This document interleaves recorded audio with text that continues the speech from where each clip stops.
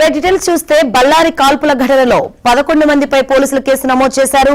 MLA Bharat Reddy అనుచరుడి ఫిర్యాదుతో గాలి జనార్దన్ రెడ్డి ఆయన సోదరుడు సోమశేఖర్ రెడ్డి సహా 11 మందిపై కేసు నమోదైంది.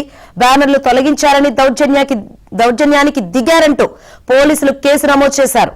ఈ కాల్పుల ఘటనకు సంబంధించి మరిన్ని వివరాలు అందించేందుకు మా ప్రతినిధి రుత్విక్ లైవ్ ద్వారా సిద్ధంగా ఉన్నారు. రుత్విక్, ఏంటి ప్రెజెంట్ సిచ్యువేషన్ అక్కడ?